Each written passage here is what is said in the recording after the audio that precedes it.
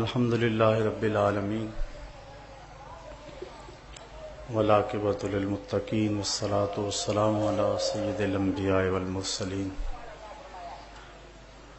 قال اللہ تعالی وتبارک فی القرآن المجید والفرقان الحمید بسم اللہ الرحمن الرحیم وانتم العالون ان کنتم مؤمنین صدق اللہ مولانا العظیم وصدق رسولہ النبی الکریم الرؤوف الرحیم اللہم نور قلوبنا بالقرآن وزین اخلاقنا بالقرآن وادخلنا الجنۃ بالقرآن ونجنا من النار بالقرآن قال اللہ تعالی وتبارک فی شان حبیبہ مخبرا وآمرا ان اللہ وملائکتہ یصلون علی النبی یا ایہا الذین آمنوا صلوا علیہ وسلموا تسلیما الصلاۃ والسلام علیک یا رسول اللہ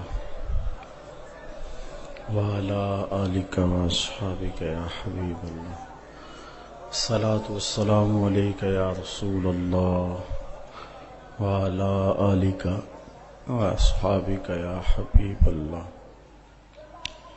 ز مہجوری برآمد جان عالم تراحم یا نبی اللہ تراحم ناخر رحمت للعالمینی ز محروما چرا فارغ نشینی بروں آور سرز برد یمانی کہ روئے تست صبح زندگانی عدیم طائف نالین پاکن شراک از رشتہ جہائے ماکن چے باشد گر کنی سوئم نگاہے ہمیشہ گر نہ باشد گاہے گاہے نگاہے یا رسول اللہ نگاہے پیا گر نہ باشد گاہے گاہے صد ہزاراں جبریل اندر بشر بہر حق سوئے غریباں یک نظر یا رسول اللہ انظر حالنا یا حبیب اللہ اسمع قالنا اننی فی بحر غم مغرق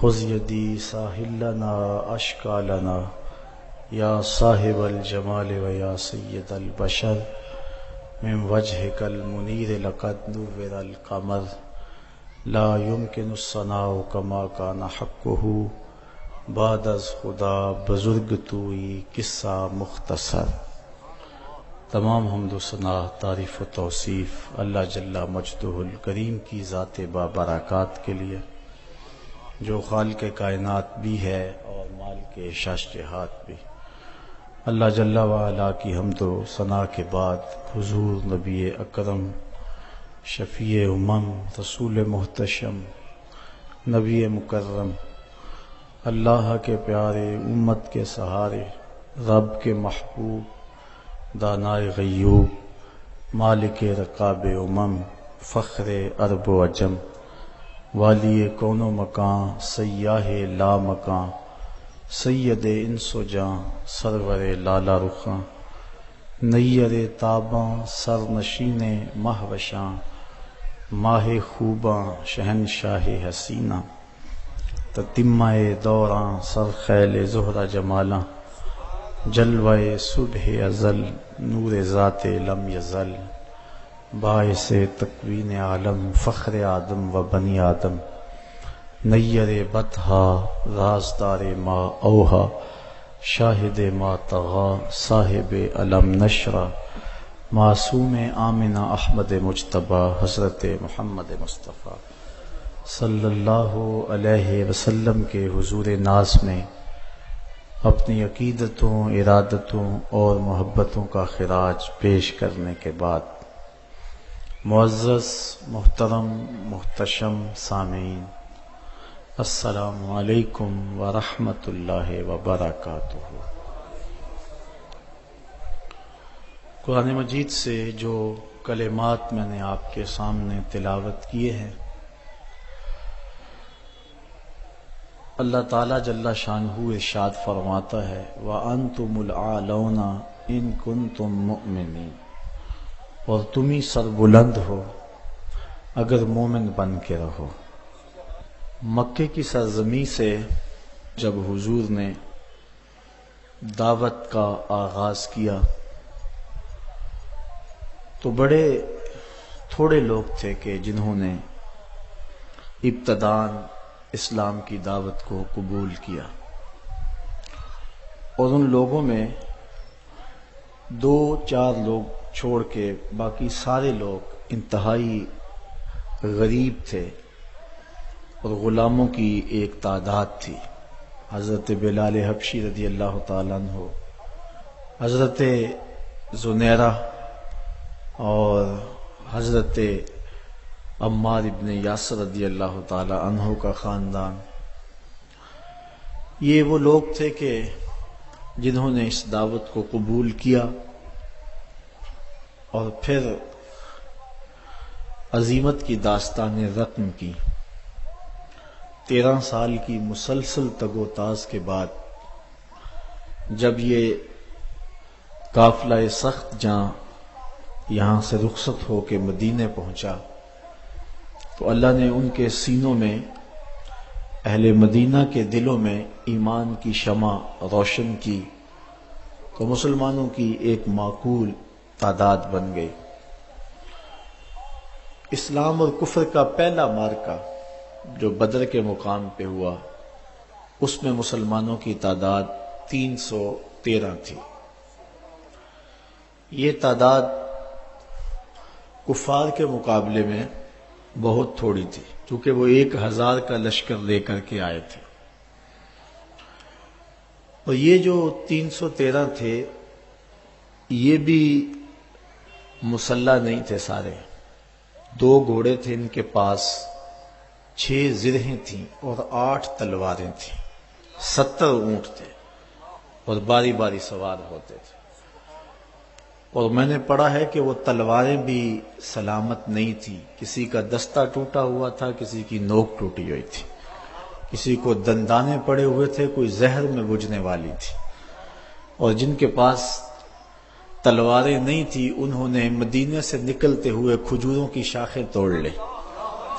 یہ اللہ کے مجاہد تھے، چلے تھے جنگ کرنے کو۔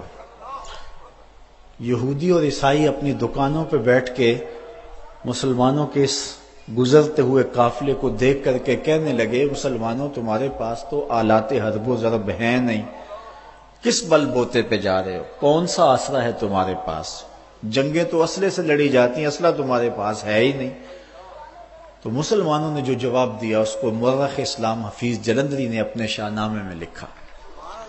حضور بھی چادر رحمت اوڑے اوڑے آگے جا رہے تھے، انہوں نے اشارہ کیا حضور کی طرف اور کہا، نہ تیغ و تیر پر تکیہ، نہ خنجر پر، نہ بھالے پر، بھروسہ ہے تو اس سادی سی کالی کملی والے پر۔ 16 رمضان کو یہ قافلہ بدر کے مقام پہ عمیر کی نظروں سے گزر رہا تھا، اور اس نے ابو جہل کو جا کے رپورٹ دی کہ وہ 3 اونٹ کھانے والے لوگ ہیں، یعنی 300 سے اوپر یا کچھ نیچے ہیں۔ اور عمیر نے کہا کہ میں وادیاں اور ٹیلے بھی دیکھ آیا ہوں، پیچھے کمک بھی نہیں ہے، آلات حرب و ضرب بھی تھوڑے ہیں۔ ابو جہل پہلے بڑا متکبر تھا، سرکشی تمرد اس کا اور بڑھ جاتا ہے۔ صنادید قریش کو بلا کے کہتا ہے، میں پہلے ہی کہتا تھا نا کہ 360 خداؤں کے ساتھ ایک خدا کا مقابلہ ہی کیا ہے، اب دیکھ لو کتنی تعداد ہے، اور ان کے پاس کھانے کے لیے بھی کچھ نہیں ہے۔ صبح لڑائی لڑوئی کوئی نہیں ہونی، رسیاں اکٹھی کرو، انہیں پکڑیں گے، اونٹوں سے باندھیں گے، جکڑیں گے اور لے جائیں گے مکے میں، دنیا کو ان کا تماشا دکھایا کریں گے۔ یہ ایک نیا دین لے کے آئے تھے۔ رعونت برے جب اس نے یہ جملے کہے تو عمیر جو اپنی آنکھوں سے مسلمانوں کو دیکھ کر کے آیا تھا، اس نے کہا میری ایک بات بھی سن لو۔ اس نے کہا کہ اے قریش کے سردارو، تم یہ مشاورت کر رہے ہو کہ رسیاں اکٹھی کرو، صبح لڑائی نہیں ہونی، ان کو پکڑیں گے اور جکڑیں گے، لیکن میں تمہیں مشورہ یہ دیتا ہوں کہ رات کی تاریکی میں بھاگ سکتے ہو تو بھاگ جاؤ۔ اس قوم سے لڑنا تمہارے بس کا روگ نہیں ہے جو مرنے کے لیے آئی ہے۔ اب سنیے لفظ عمیر کے جو ابن حشام نے لکھے ہیں۔ اس نے کہا وَلَٰكِنْ رَأَيْتُ يَا مَعْشَرَ قُرَيْشٍ المنایا تحمل البلایا، اے قریش کے سرداروں تکبر میں نہ آؤ، میں نے اپنی ان آنکھوں سے دیکھا ہے یثرب کی اونٹنیاں اپنی پشتوں پہ نری موتیں اٹھا کے لے آئی ہیں، اور وہ زخمی سانپوں کی طرح پیچ و تاب کھا رہے ہیں، کل ان میں سے کوئی مرے گا نہیں جب تک تم میں سے ایک ایک کو لڑ نہیں جاتا، اور اگر اتنے بندے تمہارے مر جائیں تو پھر تمہارے جینے پہ بھی افسوس۔ تم کہتے ہو رسیاں اکٹھی کرو، میں کہتا ہوں رات کی تاریکی سے فائدہ اٹھاؤ اور بھاگ جاؤ۔ پھر اگلے دن عظیمت کی جو داستان حضور کے غلاموں نے رقم کی، میرے رب نے بھی اس کو یوم فرقان کہا۔ 5000 فرشتہ اترا، اللہ کی مدد نازل ہوئی۔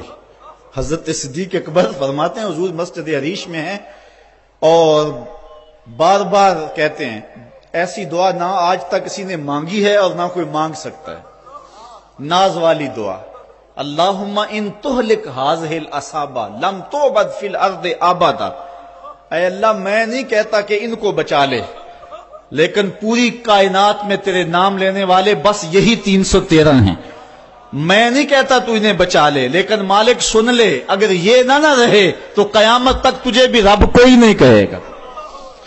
اللہ اکبر۔ حضرت ابوبکر صدیق کہتے ہیں حضور کی چادر سر سے سرک کے کندھوں پہ آ جاتی اور کندھوں سے سرک کے پیٹھ پہ آ جاتی، میں اس چادر کو اٹھا کے پھر سر پہ رکھتا اور کہتا حسبک یا رسول اللہ، حضور بس کرو بس کرو، بس اللہ کی مدد آ جائے گی، لیکن حضور روئے جا رہے ہیں اور یہ دعا مانگے جا رہے ہیں، اللہم ان تہلک ہذہ العصابہ لم تعبد فی الارض ابدا۔ عجیب رنگ ہے، کہتے پھر اچانک حضور نے سر اٹھایا اور فرمانے لگے ابشر یا ابا بکر، ابو بکر مبارک ہو، ھذا جبریل، یہ جبریل آ رہا ہے، آخذ بانان فرسہ، گھوڑے کی لگام تھامی ہوئی ہے اور سامنے والے دانتوں پہ غبار جمع ہوا ہے، وہ دیکھو اللہ کی مدد آ گئی ہے۔ اللہ اکبر۔ اللہ نے وہ مسلمانوں کی مدد کی، وہ مدد کی، وہ داستانیں رقم ہوئیں۔ اللہ اکبر۔ پھر غزوہ تبوک بھی ہوا، پھر غزوہ احد بھی ہوا، غزوہ حنین بھی ہوا، جنگ احزاب کا مارکہ بھی لگا۔ اللہ اکبر۔ جنگ خیبر بھی بپا ہوئی، اللہ نے مسلمانوں کو عزت دی، سرخوردی دی۔ پھر وہ وقت بھی آئے، حضرت ابو عبیدہ بن جراح رضی اللہ تعالی عنہ نے حضرت عمر رضی اللہ تعالی عنہ کو لکھا کہ آپ یروشلم آ جائیں، اللہ نے بیت المقدس کو فتح عطا کر دیا۔ اللہ نے یہ لمحے بھی مسلمانوں کو نصیب فرمائے کہ حضرت عمر کے دور میں بیت المقدس کی آزادی کا مجدہ ملا، اور حضرت ابو عبیدہ بن جراح اپنے 4 سپہ سالاروں کے ساتھ جابیہ کے مقام پہ حضرت عمر کا استقبال کرنے کے لیے کھڑے تھے، اور یہودی اور عیسائی بھی مسلمانوں کے امیر کو دیکھنے کے لیے بے تاب تھے۔ جب حضرت عمر رضی اللہ تعالی عنہ مدینے سے چلے نا تو آپ نے ایک غلام ساتھ لیا اور ایک اونٹنی لی اور سواری باری باری کرتے تھے۔ جب قریب آیا نا یروشلم تو غلام کی باری اوپر سوار ہونے کی، حضرت عمر کی نکیل پکڑنے کی آ گئی۔ غلام نے عرض کی حضور میں اپنی باری چھوڑتا ہوں چونکہ اب دشمنوں کا علاقہ آ گیا، تو حضرت عمر رضی اللہ تعالیٰ نے فرمایا نہیں میں نکیل پکڑوں گا۔ جب مسلمان قریب آئے نا اور حضرت عمر کو دیکھا تو یہودی عیسائیوں نے نہیں دیکھا ہوا تھا حضرت عمر کو، تو کہا اس کی تو بڑی دعائی تھی، ہم سمجھتے تھے کوئی قریشی سردار ہوگا، یہ تو غلام ہے کوئی، اس سے زیادہ حسین تو اس کا نوکر ہے جو نکیل تھامے آگے چل رہا ہے، یہ کیسا ہے مسلمانوں کا امیر؟ تو مسلمانوں نے کہا تم دھوکہ کھا رہے ہو، ہمارا امیر وہ نہیں ہے جو سواری پہ سوار ہے، ہمارا امیر وہ ہے جو نکیل تھامے آگے آگے چل رہا ہے۔ فقط اسلام دنیا میں یہ منظر پیش کرتا ہے کہ آقا چل دیے پیدل، سواری پہ غلام آیا، یہ اسلام نے صرف منظر پیش کیا۔ حضرت عمر جب قریب آئے تو حضرت ابو عبیدہ بن جراح رضی اللہ تعالیٰ عنہ کو بلایا اور بلا کہا کہ ان لشکروں کو پیچھے بھیج دو، یہ جو استقبال کرنے ہیں انہیں پیچھے بھیج دو، اور ان کے گلے میں باہیں ڈالیں، اور حضرت عمر رو پڑے اور پھر کہا ذرا آؤ نا کسی ایک طرف چلیں۔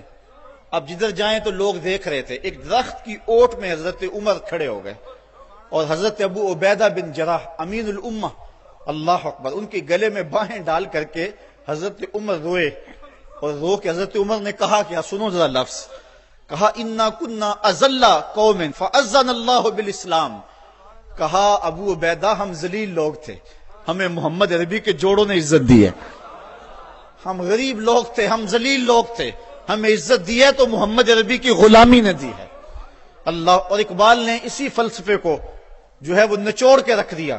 وہ کہتا ہے کی محمد سے وفا تو نے تو ہم تیرے ہیں, یہ جہاں چیز ہے کیا لوح و قلم تیرے ہیں. وہ کہتا ہے تو میرے پیارے محمد کا ہو جا, سارا زمانہ تیرا ہو جائے گا. اللہ اکبر. حضرت عمر رضی اللہ تعالیٰ عنہ مسجد اقصیٰ میں گئے اور جا کہتے این البلال, بلال کہاں ہے؟ بلال حبشی آئے, فرمایا بلال اذان پڑھو. حضرت بلال نے کہا کہ مجھے معاف کیجئے, یہ کسی اور کو کہیے. تو لوگوں نے کہا بلال اللہ کا خوف کرو, امیر المومنین کی بات مانو. حضرت بلال حبشی بوڑھے ہو چکے تھے اس وقت. آپ کھڑے ہو گئے صخرہ کے پاس اور اذان دینا شروع کر دی. میں نے روایت میں پڑھا کہ لہجہ دہلتا ہے کہ جب حضرت بلال کی آواز بلند ہوئی نا اذان میں, تو عمر کی آواز چیخوں میں اس سے بھی بلند ہو گئی اور حضرت عمر رو پڑے. حضرت عمر روئے تو سارے صحابہ رو رہے, پوری مسجد اقصیٰ صحابہ کی چیخوں سے گونج رہی ہے. ادھر بلال اذان دے رہے ہیں اور ادھر صحابہ رو رہے ہیں. اور حضرت سیدنا عمر رضی اللہ تعالیٰ عنہ نے کہا فَمَهْمَا نَطْلُبُ الْعِزَّ بغیر ما عزنا اللہ بہ اذلنا اللہ. کہا ہمیں عزت ملی ہے حضور کے صدقے, اور اگر ہم نے حضور کے علاوہ اب کسی اور جگہ سے عزت ڈھونڈنا چاہی نا تو اللہ ہمیں ذلیل کر دے گا, اللہ ہمیں رسوا کر دے گا. تو یہ عزتیں اور یہ مرتبہ و مقام جو امت مسلمہ کو ملا, یہ حضور کی چوکھٹ سے ملا ہے, یہ حضور کے در سے ملا ہے. حضرت عمر واپس پلٹے, عرض تہامہ میں رکے اور پھوٹ پھوٹ کے رونے لگے. کسی نے کہا عمر اتنے جری جوان اور یہ عرض تہامہ اور پھوٹ پھوٹ کے رو رہے ہو؟ تو حضرت عمر فرمانے لگے میرے باپ خطاب نے مجھے کہا تھا کہ یہ 5 اونٹ لائن میں کھڑے کرو, یہی عرض تہامہ تھی. کہتے ہیں میں اونٹ لائن میں کھڑے کرنے لگا تو آگے والا سیدھا کرتا تو پیچھے والا ٹیڑھا ہو جاتا, پیچھے والا سیدھا کرتا تو آگے والا ٹیڑھا ہو جاتا. پھر میرے باپ خطاب نے مجھے بڑا مارا اور کہا ایک عرب کے بیٹے ہو کر 5 اونٹ لائن میں کھڑے نہیں کر سکتے ہو؟ کہا ایک وہ زمانہ تھا کہ عمر سے 5 اونٹ لائن میں کھڑے نہیں ہوتے تھے. کہا آج زمانہ یہ ہے 25 لاکھ مربع میل کی حکمرانی ہے, شرق سے لے کر غرب تک ساری دنیا ایک لائن میں کھڑی ہے. یہ محمد کے جوڑوں کا صدقہ نہیں ہے تو اور کیا ہے. اللہ کی محمد سے وفا تو نے تو ہم تیرے ہیں, یہ جہاں چیز ہے کیا لوح و قلم تیرے ہیں. حضور سے وفا کے رشتے کو استوار تو کر کے رکھ. حضرت سفینہ رضی اللہ تعالیٰ عنہ حضور کے صحابی ہیں, جنگل میں جا رہے ہیں, ایک شیر نے انسانی بو پائی تو آپ کی طرف دوڑتا ہوا آیا. ایک شیر کو آتے ہوئے دیکھ کر کے حضرت سفینہ گھبرائے نہیں ہیں, بلکہ شیر کو کہتے ہیں یا ابل حارث انا مولا رسول اللہ. اور جنگل کے شیر جانتا نہیں میں کون ہوں, میں حضور کا غلام ہوں. شیر نے 2 مہلانی شروع کر دی اور آگے چلنے لگا, اور اس نے زبان حال سے کہا اگر تو حضور کا غلام ہے تو میں تیرا غلام ہوں. تو حضور سے وفا کا رشتہ استوار کر کے تو دیکھ, سارا زمانہ تیری غلامی اختیار نہ کر گیا تو کہنا. حضور سے محبت کا رشتہ استوار کر, تعلق کا رشتہ استوار کر. آج ہماری ناکامی یہ ہے کہ حضور سے ہم دور ہو گئے. اقبال نے اس دکھ کو اپنے انداز میں بیان کیا, اے تہی از ذوق و شوق و سوز و درد می شناسی اسر ما با ما چے کرد, اسر ما ماز ما بے گانا کرد, از جمال مصطفیٰ بے گانا کرد. وہ کہتا ہے تو سمجھتا ہے کہ ہمارے ساتھ کیا ہوا ہے؟ ہمارے عہد کی ستم ظریفی یہ ہے کہ اس نے ہمیں ہم سے دور کر دیا. عہد ما ماراز ما بے گانا کرد, ہمارے دور نے ہمیں ہم سے دور کر دیا. کیوں؟ از جمال مصطفیٰ بے گانا کر, اس نے ہمیں حضور سے دور ہٹا دیا ہے. ہم سمجھتے ہیں کہ شاید ہم مادی ترقی کریں گے تو دنیا پہ غالب ہوں گے. حضرت عمر کا یہ قول میری آج کی اس تقریر کا نقطہ کمال ہے. آپ فرماتے ہیں اللہ نے جس وجہ سے ہمیں پہلے دن عزت دی تھی, اگر ہم نے اس کو چھوڑا تو ہمیں ذلت ملے گی. اگر اس عزت کے نشان سے وابستہ رہیں گے تو عزتیں ملتی رہیں گی. اور اس فلسفے کو اقبال نے اپنے الفاظ میں یوں بیان کیا کی محمد سے وفا تو نے تو ہم تیرے ہیں. آسمان سے صدا آ رہی ہے کی محمد سے وفا تو نے تو ہم تیرے ہیں, یہ جہاں چیز ہے کیا لوح و قلم تیرے ہیں. قلم بھی تیرے ہاتھ میں دیں گے، لوح بھی تیرے ہاتھ میں دے دیں گے، پھر اپنی تقدیر خود ہی لکھتا رہنا، جو لکھتا رہے گا وہی کرتے رہیں گے۔ بندے سے خود تقدیر پوچھے گی بتا تیری رضا کیا ہے، یہ مرتبہ نصیب ہو جائے گا تجھے۔ اگر ہم حضور سے وفا کے رشتے کو استوار کرتے ہیں تو پھر زمانہ ہمارا باج گزار ہے، ورنہ در در کی ٹھوکریں ہمارا مقدر۔ یہ تاریخ ساز جملہ مسجد اقصی کو جاتے ہوئے حضرت عمر رضی اللہ تعالیٰ عنہ نے کہا تھا، اے ابو عبیدہ، جس چیز نے ہمیں پہلے دن عزت دی تھی، ہم ذلیل قوم تھے، اگر ہم نے اس چیز سے ہٹ کر کسی اور جگہ سے عزت مانگی تو عزت نہیں ملے گی، اللہ ذلت دے گا۔ اس لیے ہم اگر عزت چاہتے ہیں تو پھر اسی چوکھٹ پہ آنا ہوگا، اور وہ چوکھٹ محمد عربی کی ہے۔ علامہ اقبال بڑا خوبصورت جملہ کہا، مغرب کا فائدہ اس میں ہے کہ وہ آگے کی طرف جائے۔ مغرب اگر آگے جائے تو اس کی مجبوری ہے، اس کے پیچھے ہے کچھ نہیں۔ اگر مغرب پیچھے پلٹے تو پیرس کی گلیوں میں کیچڑ نظر آتا ہے، اگر پیچھے پلٹے مغرب تو سوائے اندھیرے کے کچھ نظر نہیں آتا۔ لیکن اگر مسلمان پیچھے جائے تو مدینے کی گلیاں وحی کے نور سے چمکتی ہوئی نظر آتی ہیں۔ پیرس میں تو اندھیرا ہے لیکن ہمیں بغداد عروس البلاد نظر آتا ہے۔ جب شارلیمان اس کے لارڈز ابھی دستخط کرنے کی مشق سے گزر رہے تھے، ابن حزم کے قلم سے 1000 کتابیں نکل چکی تھی۔ جب یورپ ابھی سواد آشنا بھی نہیں تھا، ہمارے منجم ستاروں پہ کمندیں ڈال چکے تھے۔ اس لیے ہمیں آگے جانے کی ضرورت ہے، ہمارے تو پیچھے روشنی ہے، ہمارے پیچھے نور ہے، پیچھے اجالے۔ وہ ایک زمانہ تھا کہ بش نے کہا تھا، آپ کو یاد ہوگا 9/11 کے واقعہ کے بعد، کہ ہم تمہیں پتھر کے زمانے میں دھکیل دیں گے۔ تو مصطفی اجتماع کے موقع پہ میں نے متصل چند دن بعد بیان کے گفتگو کرتے ہوئے کہا تھا کہ گوری چمڑی والوں کے لیے پتھر کا زمانہ تو نامانوس ہوگا، لیکن ہماری زندگی کا سارا حسن تو اسی پتھر کے زمانے میں پڑا ہوا ہے۔ میں نے کہا تھا ڈراتے ہو میں اس زمانے سے، ہمیں تو لے جاؤ اس پتھر کے زمانے میں جہاں کھجور کی چٹائی پہ بیٹھ کے محمد عربی زمانے کو زندگی کا درس دے رہے ہیں۔ جب مسجدیں کچی تھی، ایمان پکے تھے، وہ ٹپکتی ہوئی چھتیں لیکن ایمان پختہ، وہ ممیاتی ہوئی بکریاں، وہ جگالی کرتے ہوئے اونٹ، وہ مدینے کی کچی گلیاں لیکن پختہ کار لوگ۔ ہمیں تو لے جاؤ اس زمانے کے اندر جہاں زندگی کا حسن تھا اور زندگی کا جمال پایا جاتا تھا۔ زندگی کا سارا حسن اگر ہم ڈھونڈتے ہیں تو ہمیں اس زمانے میں ملتا ہے۔ اللہ اکبر، کبھی ہے نوجوان مسلم تدبر بھی کیا تو نے، وہ کیا گردوں تھا تو جس کا ہے کہ ٹوٹا ہوا تارا، تجھے آبا سے اپنے نسبت ہو نہیں سکتی، وہ کردار تو گفتار وہ ثابت تو سیارہ، وہ موتی علم و حکمت کے کتابیں اپنے آبا کی، جو دیکھا ان کو یورپ میں تو دل ہوتا ہے سی پارا۔ صاحبو آئیے ہم اپنے اس دور کی طرف پلٹنے کی کوشش کریں، اس دور حسین کی طرف، اس خوبصورت زمانے کی طرف، محبتوں کے اس سلسلے کی طرف جہاں نور ہی نور اور روشنی ہی روشنی نظر آتی ہے، جہاں اجالے ہی اجالے نظر آتے ہیں، جہاں محبتوں کے کھلے ہوئے گلاب نظر آتے ہیں۔ ہماری زندگی کا سارا حسن، ہماری زندگی کا سارا جمال اور ہماری زندگی کی ساری روشنی اسی دور فرخ کے اندر ہے اور اسی دور حسین کے اندر ہے۔ ہم نے پلٹنا اور اپنے آپ کو کھینچ کے پھر لے جانا ہے حضور کے اس دور کے اندر جب انسانی زندگی کو بانک پن تھا، جب حضور سے وفا کے رشتے اتنے گہرے تھے کہ عورتیں بھی حضور سے وفا کی بات کرتی تھی اور مرد بھی حضور سے وفا کی بات کرتے تھے، بچے بھی حضور سے وفا کی بات کرتے تھے۔ محبتوں کا سلسلہ، آج وفا کا سلسلہ ٹوٹ گیا۔ آج حضور کی توہین ہوتی ہے تو کسی کو بولنے کی توفیق نہیں ہوتی، جمہوریت پہ بات ہوتی ہے تو سارے بول پڑتے ہیں، اور محمد عربی کو گالی دی جاتی ہے تو کسی کو توفیق نہیں ہوتی ہے۔ ہم سمجھتے ہیں کہ شاید جمہوریت میں ہماری بقا ہے، کوئی سمجھتا ہے کہ ماشاء اللہ نظام کے اندر ہماری بقا ہے۔ اگر ہمیں بقا ملے گی تو محمد عربی کے قدموں سے ملے گی۔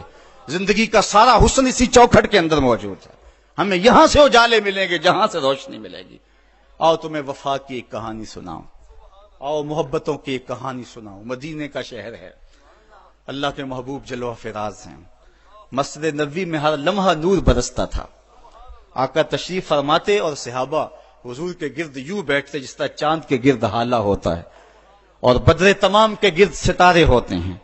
آقا واز و تلقین کرتے، لوگ سنتے، من میں اتارتے، روحوں کو تازگی دیتے۔ ایک چھوٹا سا بچہ ہے جو ننھے ننھے پاؤں سے چل کے مسجد نبوی میں پہنچ جاتا ہے، نام اس کا عمیر ہے، بمشکل سے بولنا سیکھا ہے اس نے۔ آقا کریم علیہ السلام کی خدمت میں کبھی وہ اپنے چچا جلاس بن سوید کے ساتھ جاتا ہے، کبھی وہ اکیلا بھی چلا جاتا ہے۔ ایک دن اس کا چاچا نہیں گیا لیکن بچہ گیا اور حضور کی بات سنی. آقا کریم نے آخرت کے بارے میں، قیامت کے بارے میں نقشہ بیان کیا. جب وہ بچہ واپس پلٹا نا تو اپنے چچا کو کہتا ہے یا اماہ سمیت رسول اللہ صلی اللہ علیہ وسلم یخبرنا عن الساعہ حتی کانی اراہا رای العین. اے میرے چچا، آج میں نے حضور کو قیامت کا ذکر کرتے دیکھا ہے، اور حضور نے ایسا ذکر کیا ہے کہ قیامت کا نقشہ میری آنکھوں کے سامنے آ گیا تھا. یہ بات جو ہے وہ اس بچے نے اپنے چچا کو سنائی، کیونکہ چچا آج غیر حاضر تھا اور بیٹا چاہ رہا تھا کہ میں اپنے چچا کو بھی حضور کی مجلس سے وہ سنی ہوئی بات بتا دوں اور جو محروم ہو گیا اس کی محرومیاں دور ہو جائیں. لیکن اس کا چاچا جلاس بن سوید ازلی بدبخت تھا. اس نے کہا واللہ لو کان محمد صادقا لنحن شر من الحمیر. اللہ کی قسم اگر محمد سچا ہے نا تو ہم گدھوں سے بھی پھر گئے گزرے. جب یہ بات کہی اس نے تو اس بچے کے پاؤں تلے سے زمین نکل گئی کہ میرا چچا کیا بول رہا ہے. یہ تو مجھے انگلی لگا کہ مسجد نبوی میں لے جایا کرتا تھا اور اس نے یہ کیا بات کہہ دی، یہ تو منافق نکلا. اللہ اکبر. اس بچے کی حیرت کی انتہا نہ رہی کہ یہ کیا ماجرا ہو گیا. اس بچے نے جو لفظ کہا اب سنیے. اس نے کہا یا امی، اے میرے چچا، واللہ انکا کنت من احب الناس الی قلبی. اللہ کی قسم میرے دل کو سب سے اچھا اگر کوئی لگتا تھا بندہ تو وہ تو تھا. میں تیرے سے پیار کرتا تھا اس لیے کہ تو مجھے انگلی سے لگا کے حضور کی چوکھٹ پہ لے جایا کرتا تھا. مجھے اس لیے تو پسند تھا، مجھے کائنات میں سب سے محبوب تو تھا. واللہ لقد اصبحت الان ابغضهم الی قلبی جمیعا. اور اب میری حالت یہ ہے جتنا برا تو لگتا ہے واللہ مجھے کوئی بھی نہیں لگتا. یا امی انا بین الاثنتین.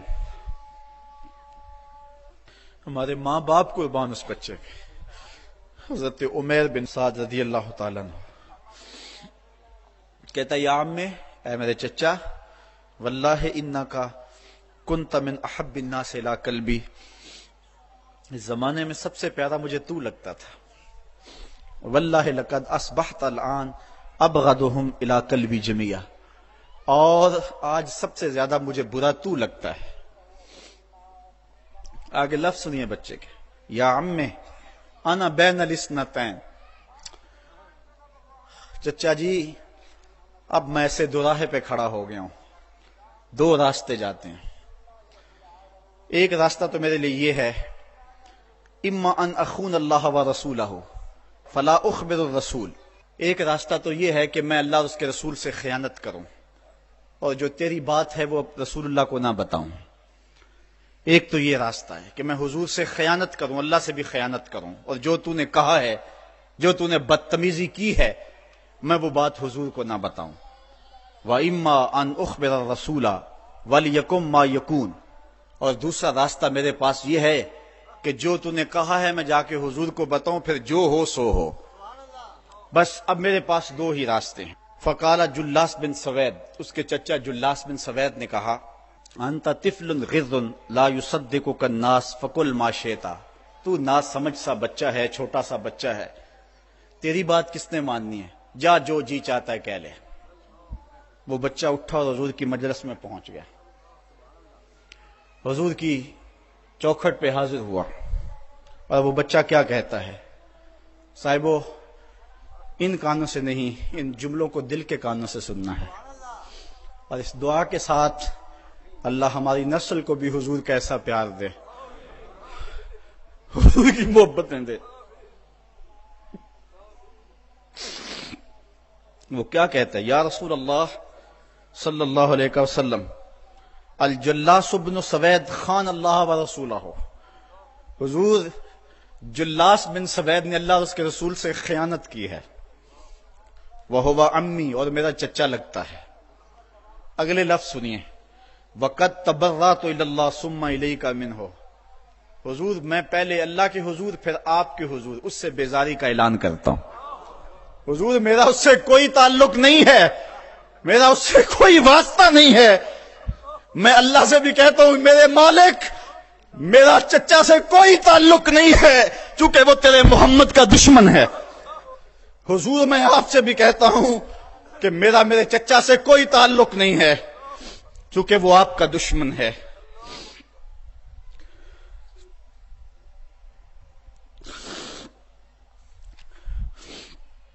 کالا و ماذا قال، حضور نے فرمایا بچے اس نے کیا کہا ہے؟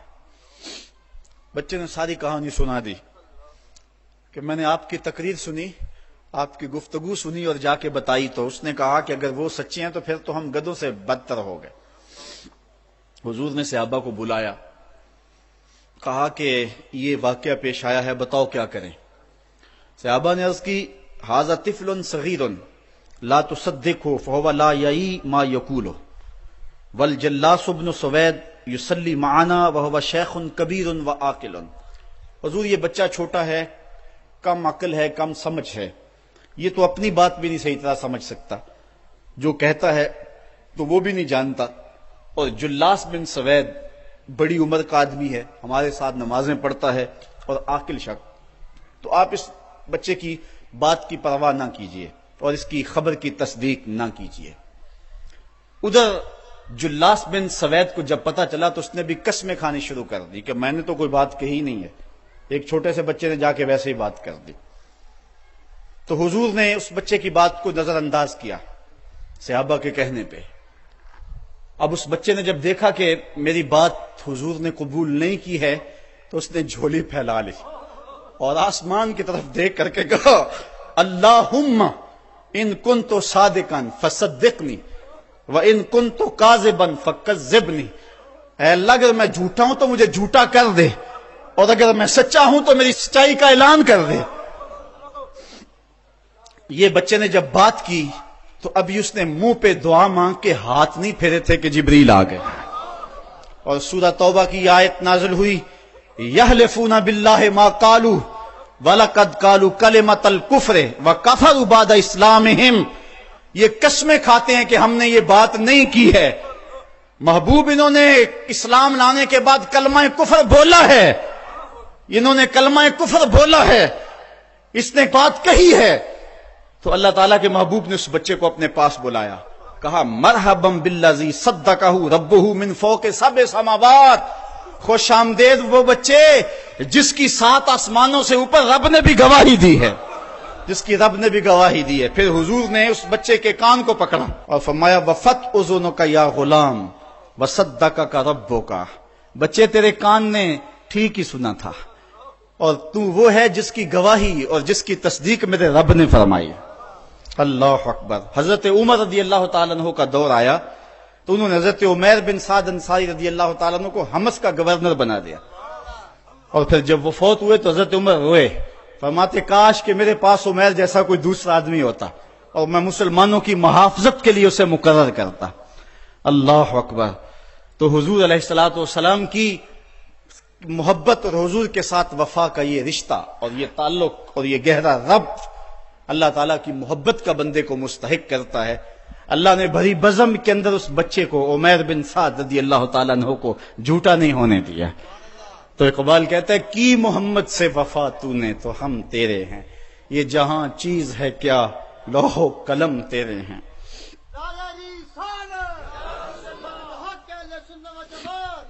جب اسلام کا نور چمکتا ہے تو ایک بوڑھی عورت جس کا نام ہے زنیرہ یا زنیرہ اسلام قبول کرتی، قبیلہ بنو مخزوم کی لونڈی ہیں، ایک عورت، ایک بوڑھی، ایک لونڈی۔ کافروں نے تو اس کو مشرق ستم بنانا شروع کر دیا، لیکن وہ ہے کہ جتنی مار پڑتی ہے اتنا ہی نام محمد کا اور لیتی ہے۔ میں نے کسی جگہ پڑھا اس کی ہڈیوں میں گودا نہیں تھا، اس کے رسول بھرا ہوا تھا، جب اس کا ظالم آقا کوڑے مارتا نا تو وہ کوڑے کی ضرب سے گر پڑتی ہے، اٹھتی ہے تو پھر حضور کا نام لیتی۔ اس کے آقا کو بڑا غصہ آیا، اس نے کوڑے کی رسی اس کے گلے میں ڈالی اور گلے میں ڈال کر کے تاؤ دیے، یہاں تک کہ اس کی آنکھیں باہر آ گئیں، اور جب آنکھیں باہر آئیں تو آنکھوں کی روشنی بھی جاتی رہی۔ تو اس کے آقا نے کہا لات اور عزا نے تیری آنکھوں کا نور چھین لیا۔ تو زنیرہ بولی لات اور عزا کو تو یہ بھی نہیں پتا میری عبادت کون کرتے ہیں، تو میری آنکھوں کا نور کیسے چھینیں گے؟ تو انہوں نے کہا اچھا پھر اگر تو رب کو مانتی ہے تو بلانا اپنے رب کو اور بلا اپنے نبی کو جو تیری آنکھوں کی بینائی واپس کرے۔ تو زنیرہ نے یوں ہاتھ اٹھائے اور عرض کی مالک 2 آنکھیں کیا سب کچھ چلا جاتا، کبھی سوال نہ کرتی، لیکن اب تیرے محمد کی عزت کا سوال ہے۔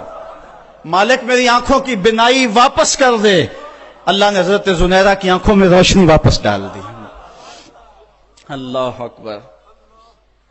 हजरत उमर रदी अल्लाह ताला अन्हु भी उन लोगों में शामिल थे जिन्होंने जुनैरा को कोड़े मारे थे। जब इस्लाम लाए ना तो गलियों में नारे मारते फिरते हैं। रास्ते में जुनैरा ने देखा तो रो पड़ी। कहा उमर उस दिन तो बड़े कोड़े मारते थे, आज क्या हुआ? हजरत उमर कहने लगे उस दिन मैंने आका को देखा नहीं था, आज मैं देख आया हूं। तो इकबाल अपना सारा फलसफा इन दो लफ्जों में निचोड़ रहा है कि की मोहम्मद से वफा तूने तो हम तेरे हैं, ये जहां चीज है क्या लौहो कलम तेरे हैं। अगर हुजूर से ताल्लुक मोहब्बत का और रिश्ता ताल्लुक का उस्तवार हो जाता है तो जिंदगी हसीन और जिंदगी जानदार हो जाती है। और अगर आका से ताल्लुक उस्तवार नहीं होता है, कसरत के बावजूद भी हम जलीलो और रुस्वा होंगे और ये हमारा मुकद्दर है। ये मैंने कहानी आपको उस दौर की सुनाई है जिस दौर में मुसलमानों की तादाद 5-6 से शुरू हुई थी, 313 तक होती हुई 8 साढ़े 8 हजार और फिर आगे बढ़ती चली गई और आज 1 अरब 40 करोड़ इंसान खानमा बर्बाद हैं। वो थे थोड़े लेकिन वफादार थे आमना के लाल के। और आज हम कसरत के बावजूद उस जौहर से खाली हो गए हैं और आज जमाने के अंदर रुसवाइयां हमारा मुकद्दर हो चुका है। आज आए, अगर हम चाहते हैं कि आबरू पाएं, अगर चाहते हैं कि हम इज्जत पाएं तो मोहम्मद अरबी की इज्जत का पहरा दें, हुजूर की आबरू का पहरा दें, तो अल्लाह हमारी इज्जत और हमारी आबरू की हिफाजत करेगा। अगर हम हुजूर की आबरू का पहरा नहीं देंगे, अल्लाह को हमारी इज्जत कोई अजीज नहीं है। हमारी इज्जतें मोहम्मद अरबी की इज्जत का सदका है, हुजूर के नाम का सदका है हमारी इज्जतें। अगर हम उनके नाम पे अपना सब कुछ लौटा देंगे तो सरखरू हैं, बामुराद हैं, वरना जलील रुस्वा हैं। कि मोहम्मद से वफा तूने तो हम तेरे हैं, ये जहां चीज है क्या लौहो कलम तेरे हैं। व आखिर दावाना अनिल हम्दुलिल्लाह।